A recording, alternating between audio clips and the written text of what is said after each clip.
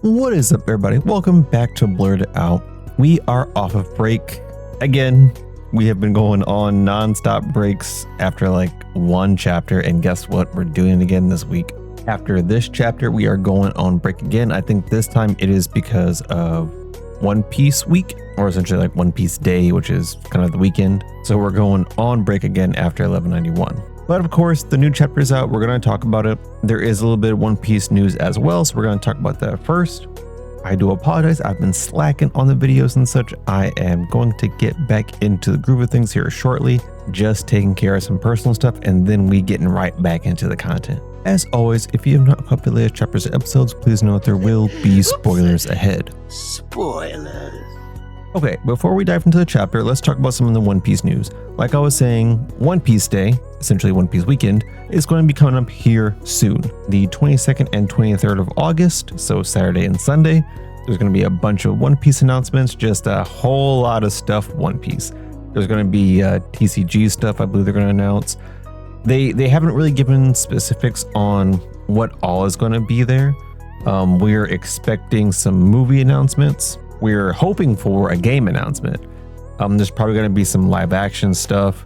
There's probably going to be different collabs. There's probably going to be a lot of cool stuff, just because I feel like a lot of the One Piece stuff has been kind of quiet, probably for this moment. There might even be more like more side animations, like they might do more heroines, they might do some like fan letter again. It's been really like tight-lipped with the info coming out of this One Piece Day, so I'm really excited for it. Like I said in the last episode, I want to say there was the One Piece Nike collab. Well, we got a One Piece McDonald's SpongeBob collab. It has officially dropped, I believe, in Canada now.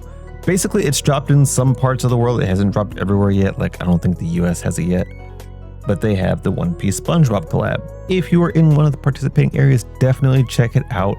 I'm really hoping it still comes to US. I think we're still doing the Hello Kitty Godzilla collab right now at McDonald's, so I'm hoping they swap that out in the upcoming weeks. But without further ado, let's get into the chapter. Chapter 1191, Loki is here.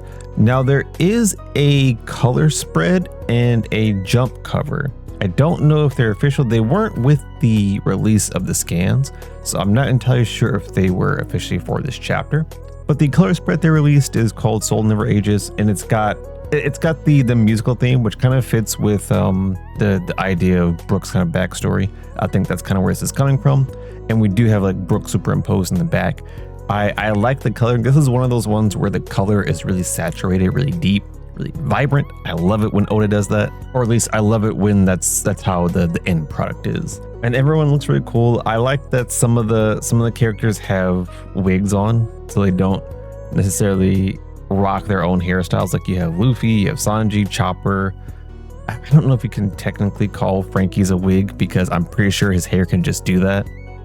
You have Jinbei with the wig, but then you have like Nami, you have Zoro, you have Robin, of course Brooke, and I think even Usopp all just have normal hair.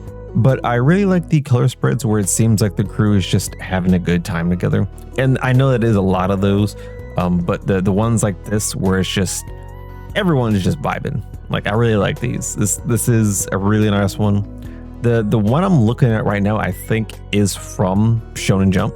Like, literally, I see a crease in the middle. So I want to see what the full print looks like. And then the jump cover is just of Luffy. He's sitting on a throne. He's got a big pirate hat. Got a saber next to him, just looking fresh. Oh, the saber has Thousand Sunny on it. And it says One Piece at the bottom. It looks really clean, really crisp. I'm liking it. I think I see something for Promised Neverland up there. Is that? I haven't seen that in a very long time, but I'm pretty sure that's a Promised Neverland character. I could be wrong. Okay, let's talk about the chapter. So we start off with Luffy trying to get up off the ground, and he's commenting about how he's still alive, because he's not entirely sure. And we kind of have that same sentiment because Luffy got stabbed twice through his gut. Got stabbed with some pretty powerful swords, one that's supposed to be draining life force. So the fact that he's still alive is insane. But he mentions that if he changes back to normal, it'll be bad. So the driving force in keeping him alive right now seems to be Gear 5. And not only that, Luffy is well aware that Gear 5 is doing a lot to keep him alive. And I think this plays into something that happens later on in the chapter, but it seems like Luffy is becoming more aware of what this form does for him. Because whenever someone asks him about it, he says it's when he's the most free. It's when, he can do whatever he wants. But it's a lot more than that, like as far as what it can do for him. And I think he is becoming more aware, or at least he's showing that he's more aware of what Gear 5 is than just like this free form. So Luffy's like stumbling around and he calls over to Scopper, and Scopper is just laying on the ground, arm torn off, and he's like, man, he got my arm. And Luffy tells him he's sorry that he had to take the attack for him, but Scopper mentions that he didn't do it for Luffy, he did it for Elbaf. And this is kind of in the play that Scopper is trying to get Luffy to realize the importance of what this fight means. So he's like, I'm not doing it to save you, I'm doing it to save Elbaf because no one else is saving Elbaf right now. You're over there laid out, so I gotta do something, and this is why I'm in this state. Scopper also says there's no way he's letting it end like this, so he's gonna get up and try fighting again. I don't think he's in any condition to be fighting, especially someone like Emu, but he's not gonna back down. Luffy then asks Scopper what is Emu, to which Scopper responds, well, his true nature seems to be a big secret, but if I had to put what I think he is into words, I would say he's a god. And as he says that, we pan over to where Emu is in the underworld, and a huge burst of haki goes out, knocks out all the surrounding animals, and we just see Emu laying down. So Scopper's attack, I don't want to say hurt him, but it's got him laying on his back, and he's kind of just looking up like, man, the Pirate King's crew, like, they got some formidable people on there. Like they're pretty big nuisances. And then he says that he should have dealt with him in God Valley, along with Rocks. Now, as he says that, we see this kind of like transformation start to take place, and he evolves into what is like a new form. It's silhouetted at the moment, we'll see it here shortly, but he launches back up, and as he's launching up, we cut over to the Owl Library. Turns out all the books are safe, Biblo saved them all, so we really don't have anything to worry about here. Elbaf's history is still preserved. Now that they've assessed that, Saul asks Chopper to basically communicate with Biblo and see what he has to say. Chopper mentions that Biblo seems like the silent type and that he really didn't catch anything coming from Biblo, but then Biblo starts to like hoot and holler, so I'm guessing there's some kind of communication that's coming across because Chopper even responds to it. We immediately cut back to where Emu was headed. So we have Scopper, we have Luffy, and they're both reeling, it looks like, from just the haki itself. And then we see Emu punch one of the branches up as he comes up.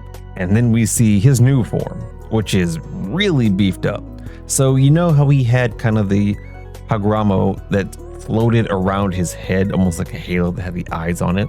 Well, now this is going around his arms and around his waist. So he's got like multiple rings of this eye-themed halo going around him.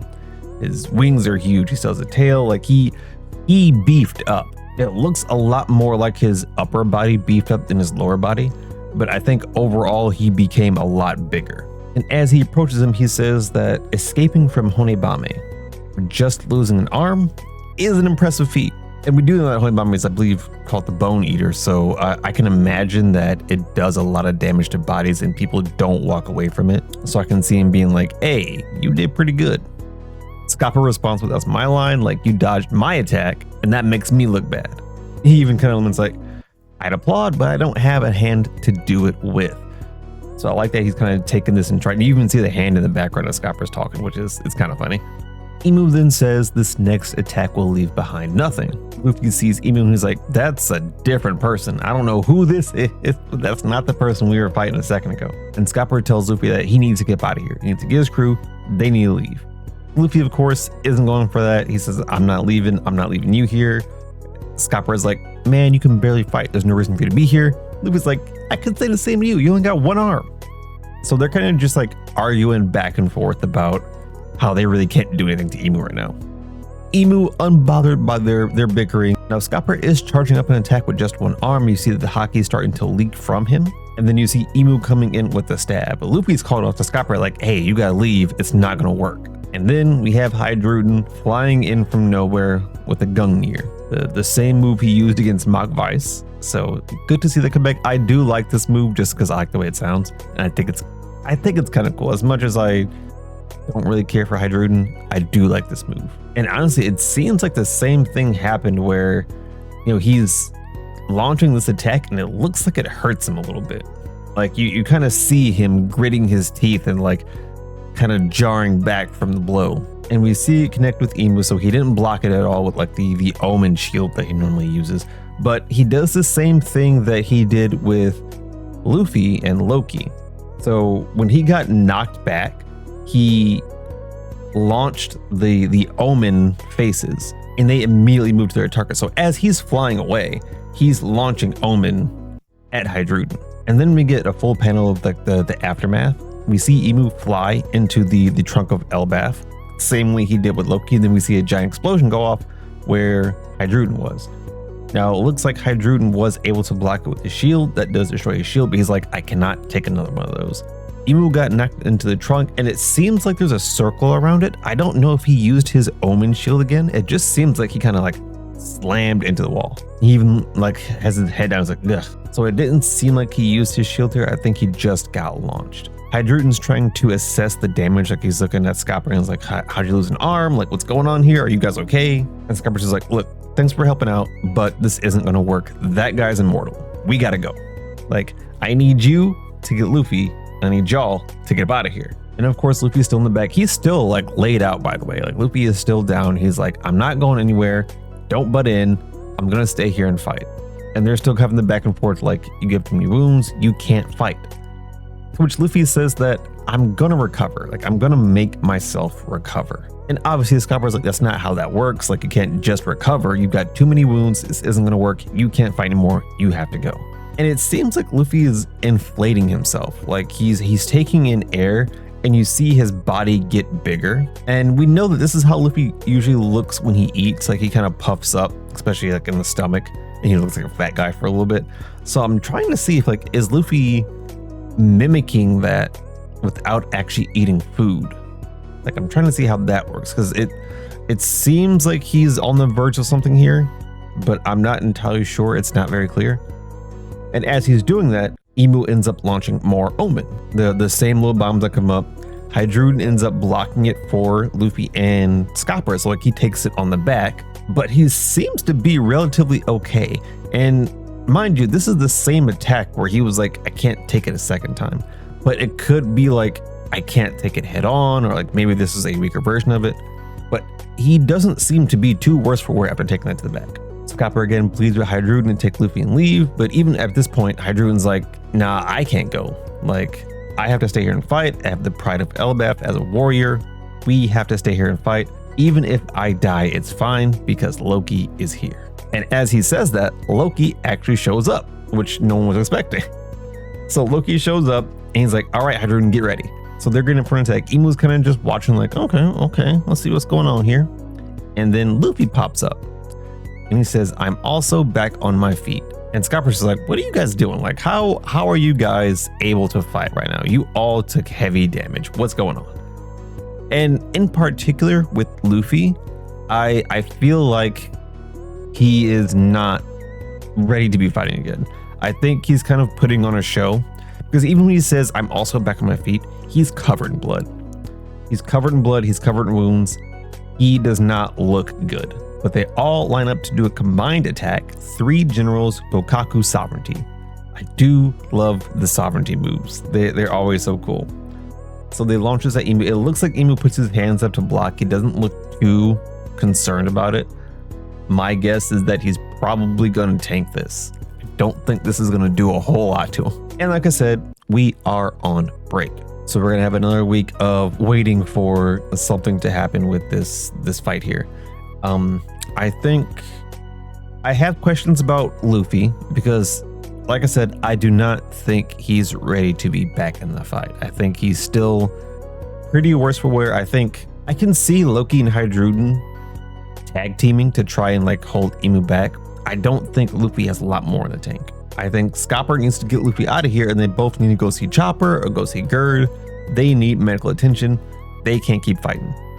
I also think that Emu is about done with his time limit, because if you look at how he looks after he takes Scopper's attack, right? He's laying on his back. It kind of looks like he's shriveling up a little bit, or at least like his arm, when he has it held up, it looks like his arm is kind of shriveled. So I'm like, is he taking a lot of damage? Is he getting weaker? What's happening? And why did he feel the need to jump to his second mode, his new mode, his transformation mode, which I wonder if that's like a hybrid, or if that's just another effect of Omen. There's so many questions with how Imu's powers work. I'm also like, it's a very small side plot. I am curious about what Biblo has to say. They've been kind of focusing on Biblo as a character that has some kind of knowledge, because they put too much emphasis on him whenever he's in shop.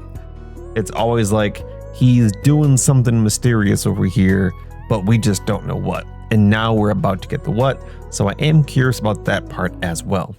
Surprisingly, we have not gone back to the Summers or Killingham fights. We haven't seen Zoro or Sanji. Now, I could see this moment here, like the Gukaku Samurai landing, as a good time to break away back into those fights. So I wouldn't be surprised if Oda goes back to Summers and Killingham after this, just to conclude their fights, because I think we are reaching an endpoint. I mean, Scopper doesn't have an arm, Luffy is heavily injured, Loki and Hydruden, they got a little bit in the tank. I don't think they can go much longer. This has to start wrapping up, because I don't think we have the facilities to keep it going. So I think probably a chapter dedicated to Killingham, a chapter dedicated to Summer, a chapter dedicated to Gunko probably, and then maybe we come back to Imu. All in all, a great chapter, good one to come back on. I like seeing Imu's second form. He does seem basically unbeatable. To be real honest, it does not seem like he can be stopped by anything but his own drawbacks. Like whatever is affecting him by being in the lower world, that seems to be the only thing doing damage to him. Everything else, superficial. But we will see in the upcoming chapters. Don't forget to like, comment, subscribe, and I'll catch you in the next one. Peace.